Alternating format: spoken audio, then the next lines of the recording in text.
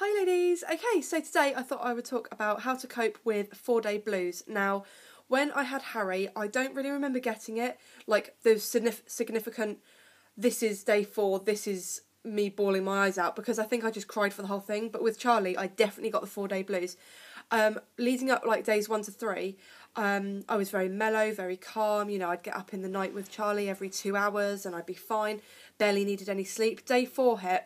My milk was in. Oh God, it was so painful. And I remember just looking down at Charlie and just being so happy and just like crying for no reason. Like I dropped the remote off the sofa and cry.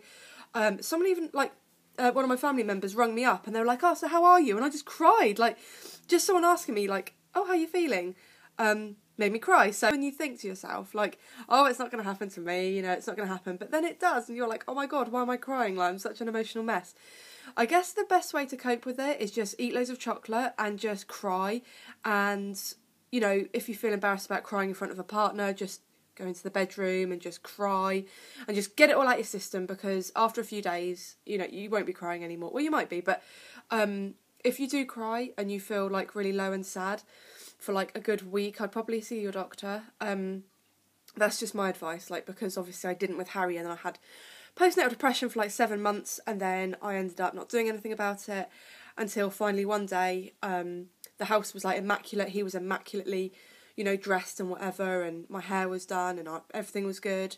And then one day I suddenly thought to myself, oh my God, I can't do this anymore. I need help. I really need to ask for help. So yeah, then I let people in and I stopped pushing people away, and it just got loads better. And I was speaking to my doctor, and I did actually get put on tablets for a bit, but then I found that if I went to see my psychiatrist lady, it was a lot better, like just talking to someone that's like non-judgmental. I guess if you like speak to your family and they're like, oh, well, back in my day, you know, we never pop pills and all that, it's not very helpful. But if, you know, you go and see someone to just talk about it, I found that probably the best. But yeah, so other than that, like, you know, just talking to other mums really, really helps. It's really interesting because you go on this massive emotional roller coaster ride when you have a baby, and you know your milk's coming in and you're sore, and if you had a cesarean then your tummy's sore, and if you've had a normal birth and your vagina's sore, and it's just like, people say like, oh my God, it's so amazing when you have a baby, but it's really, really hard. And I think the worst thing is like literally no sleep, like getting woken up every 2 hours. And both Harry and Charlie were both up every 2 hours. I was breastfeeding on demand, salam, and it's just so hard. Physically, you're so, like, you have to do all these other things, like cook, clean, do the housework, do all your washing, and you have to look after a newborn baby as well. And it's really, really tough. So I think the best advice would be get your partner. If you don't have a partner, you know, get your family around to help you. Just take the baby for a bit so you can just like have a bath and wash your hair.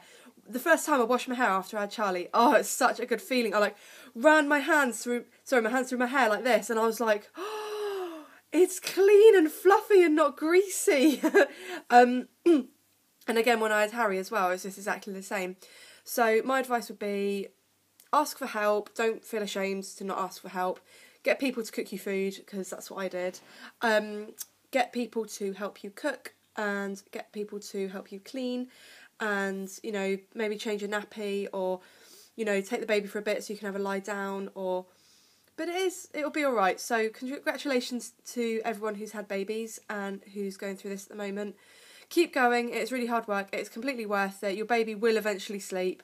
And I found that, you know, if they keep on crying like Harry used to, just like put some earplugs in for a bit, or like walk into a different room and just cry into a pillow, and then, you know, have 5 minutes to yourself and then come back and you'll feel totally different. So yeah, I hope that really helped. If you've got any questions, please leave them down below, and I'll see you in my next video. Bye ladies.